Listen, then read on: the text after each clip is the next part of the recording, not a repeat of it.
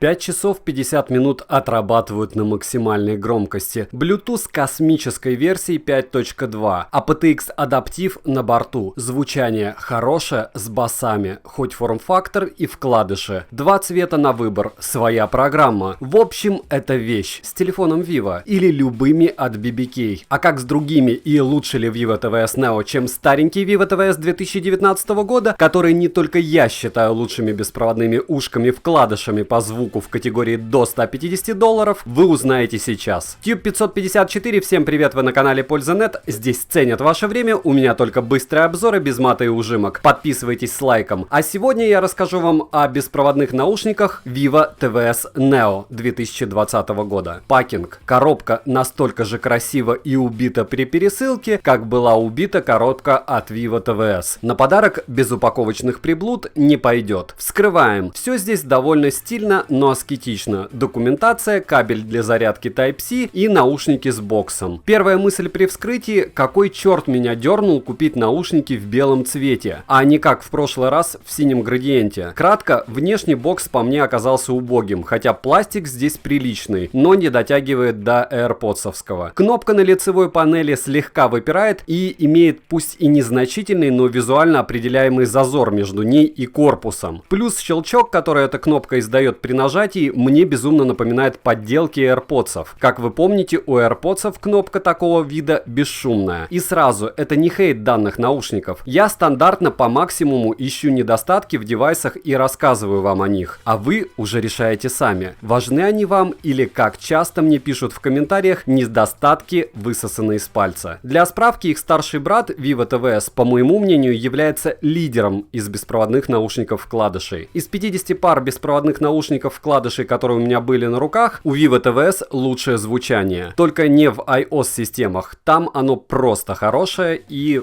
уступает, конечно же, AirPods. Тем, кто на канале первый раз, напоминаю, лучшие по звуку по иерархии идут накладные полноразмерные наушники, далее накладные, после этого вакуумные затычки, далее гибриды и в конце плетутся вкладыши. Отдельной категорией идет еще наушники с костной проводимостью, но об этом в следующем обзоре. У наушников вкладышей же есть свои плюсы относительно других. В стримах я все это детально объясняю. Далее по боксу зарядки Vivo TVS Neo. Кнопка люфтит прилично, как и крышка, при том, что я уверен, крышка будет разбалтываться. Одной рукой ушки достать реально, но нужно помнить, что все это глянцевое и удержать в своих пальцах ушки будет довольно сложно. У меня они часто вылетают, если я пытаюсь достать их одной рукой. В кармане помещается бокс довольно комфортно, но в отличие от Vivo TVS, они не помещаются в кармашек для зажигалки зипа в ваших джинсах. При всех моих усилиях от тряски крышка так и не открылась. И это хорошо, значит, если вы нечаянно будете трясти бокс, наушники вылетать не будут. Белые ушки при падении сразу теряют внешний товарный вид. Заряжается бокс только от Type-C, пластик глянцевый, не самый дорогой, но и не дешевый, царапается очень быстро. Характерного китайского химического запаха от него нет. 4 раза перезарядить наушники бокс может, быстрой зарядки не заявлено, беспроводной зарядки у него также нет, бокс по размеру больше стандартного вивовского, но при этом прилично приплюснут, и он уже. Дизайн мне не понравился. Вес бокса без ушей 36 граммов. Размеры бокса 50 мм на 54 мм и на 20 мм. Положить можно только, как вы понимаете, на 2 грани. Диод индикации здесь один. Где посмотреть заряд бокса, я не знаю. В шторке у телефонов показывает заряд наушников. В программе заряд бокса не показывается, анимации здесь нет, хотя она заявлена. С телефонами Vivo. У меня телефон Vivo Nex 3, и анимации при подключении этих наушников у меня не появилось. Ушки по размерам и внешней формы копии Vivo TVS. Главное, после первого подключения сразу на самих наушниках отрегулируйте звук свайпами на максимум, а потом будете дополнительно громкость выкручивать уже на источнике. И не забудьте скачать программу и сразу же обновить прошивку. У кого с этими ушками появится анимация, я не знаю. Еще раз повторяю, что на Vivo Nex 3 ее нет, хотя она заявлена. При перелистывании треков на паузе и на максимальной громкости уши не шипят и перегрузов они не ловят. Но сборка хуже, отчетливо видны неровные места соединений, в отличие от Vivo TVS. И у них другая видимая форма звуковода. Вы сами видите сейчас на экране, чем они отличаются. Плюс, к сожалению, ушки стали полностью глянцевыми, в отличие от их первой модели. Вес одного наушника 4,6 грамма, размер 33 мм на 17 мм и на 18 мм. Очень они такие компактные, аккуратные. Автономность при использовании кодека кодека AAC на 60% громкости у меня составила почти 6 часов. И это очень сильно. По функциям: изменение громкости свайпами, перелистывание треков, вызова голосового помощника, сброс звонка и ответ на звонок. В программе с функциями можно колдовать и переназначать на разные этапы. Ложных срабатываний сенсора, которые здесь в наличии в каждом наушнике, у меня не было. Активного шумоподавления, конечно же, нет, как в FreeBuds третьих. Шумоизоляция в них 0. Слышно вокруг все. Громкость здесь с запасом. Если ее на максимум выкрутить, вокруг вы вряд ли что-то услышите, а вас слышать будут прекрасно. Посторонних шумов на максимальной громкости и минимальной громкости в самих наушниках не слышно. Bluetooth космической и слегка бесполезной версии 5.2. Очень мало девайсов поддерживают данный вид Bluetooth. Заявлена в наушниках минимальная задержка из всех ТВС, что есть на рынке. Я это дело подтверждаю, заметить задержку лично мне не удалось. Через 3 стены наушники ловят. В играх, как и при просмотре видео, все максимально шикарно. После сопряжения подключаются молниеносно сразу после открытия крышки бокса. Вот вам пример.